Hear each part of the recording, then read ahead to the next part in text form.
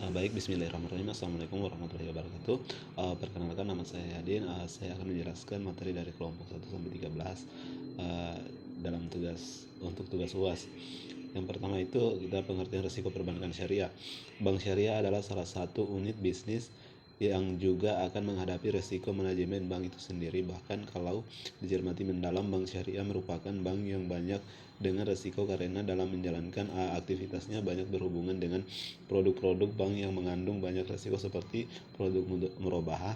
Jenis-jenis perbankan syariah: risiko modal, risiko pembiayaan terdiri atas risiko pembiayaan murabahah, risiko pembiayaan salam, risiko pembiayaan istisna, risiko pembiayaan mudharabah dan musyarakah.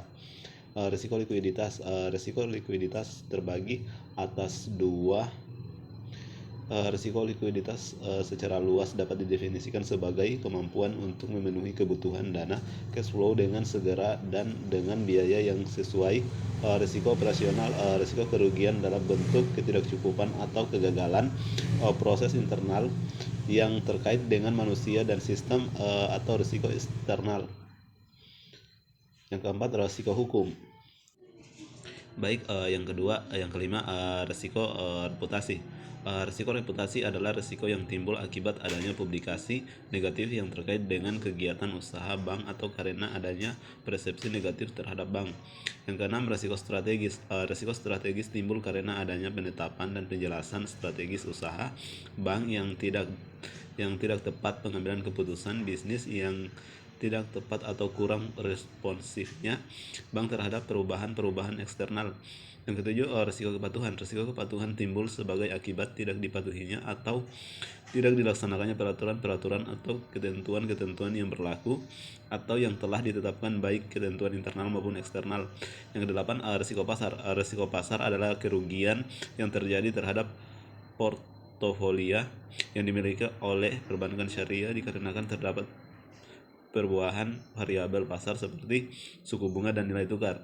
Antisipasi risiko perbankan syariah ada 3: preventif, detektif, dan recovery.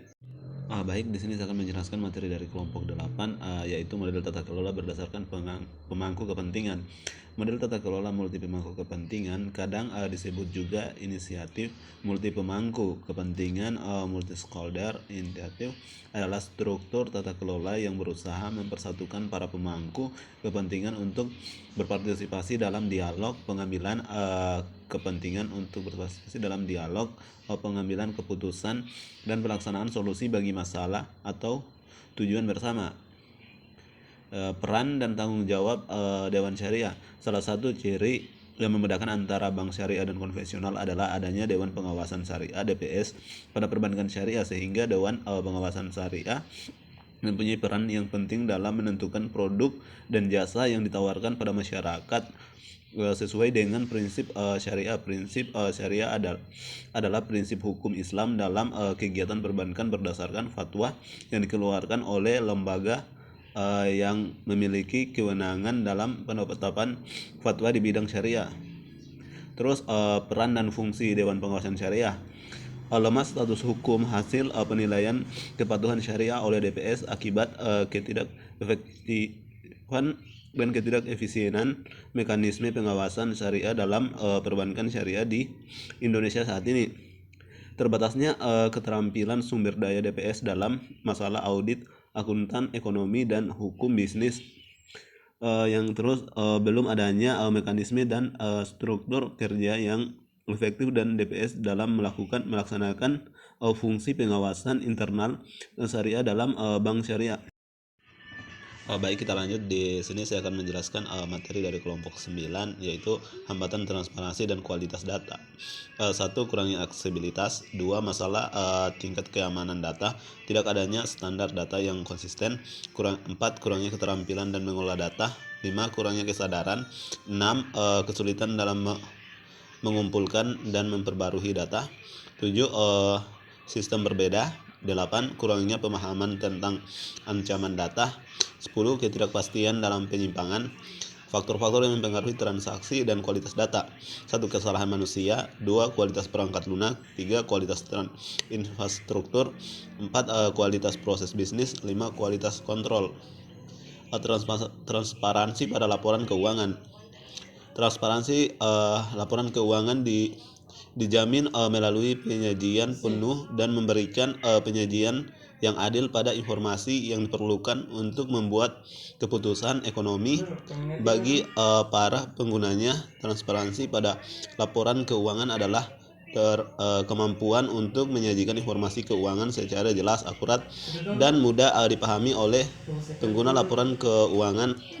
Hal ini sangat penting karena laporan keuangan merupakan alat yang digunakan oleh pihak-pihak yang berkepentingan untuk mengevaluasi kinerja keuangan perusahaan. Transparansi pada laporan keuangan juga berarti bahwa perusahaan harus mengungkapkan semua informasi yang relevan dan signifikan terkait dengan keuangan mereka, termasuk risiko ketidakpastian yang mungkin mempengaruhi kinerja keuangan mereka di masa depan. Baik, kita di sini kita akan lanjut dari materi kelompok 10, itu pengertian Basel. Basel adalah yang pertama dari 3 set peraturan perbankan internasional yang dibentuk oleh Basel Community on Banking Supervision yang berkedudukan di Basel, Swiss. Sejak itu telah dilengkapi dengan Basel II dan Basel III yang terakhir masih diterapkan pada tahun 2022.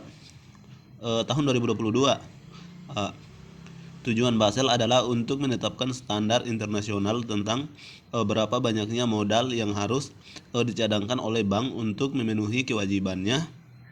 Peraturannya dimaksudkan untuk meningkatkan keamanan dan stabilitas perbankan di seluruh dunia. Terus tujuan dari dibentuknya Basel II adalah untuk mengganti kebutuhan modal minimum dengan kebutuhan untuk melakukan tinjauan pengawasan terhadap kecukupan modal bank. Basel III dibentuk dengan tujuan memperkuat regulasi, pengawasan, dan manajemen risiko, terutama risiko sistemik. Risiko sistemik dapat didefinisikan sebagai risiko terkait dengan keuntungan atau kegagalan suatu perusahaan, industri, maupun lembaga keuangan atau seluruh perekonomian. Basel III diperkenalkan untuk meningkatkan kemampuan bank dalam menangani guncangan dari tekanan keuangan. Perbedaan Basel I, II, dan III. Basel I memperkenalkan pedoman beberapa banyak modal yang harus dicadangkan bank berdasarkan tingkat risiko aset mereka. Basel II menyempurnakan pedoman tersebut dan menambahkan persyaratan baru. Basel III menyempurnakan lebih lanjut aturan-aturan tersebut sebagian berdasarkan pelajaran yang didapatkan dari kita akan lanjut di materi kelompok 11, yaitu konsep penilaian kesehatan bank. Tingkat penilaian kesehatan bank merupakan hasil penilaian kondisi bank dalam rangka mengatasi risiko dan kinerja bank. Dapat juga dikatakan penilaian kesehatan bank merupakan cerminan dari kinerja fungsi bank. Bank yang sehat adalah bank yang dapat berperan sebagai intermediasi dalam membantu kelancaran arus pembayaran dan dapat digunakan oleh pemerintah untuk melaksanakan berbagai kebijakan, khususnya kebijakan moneter. Terus di B, pemenuhan peraturan perbankan, di mana yang pertama itu rasio digital pembayaran, pengendalian risiko,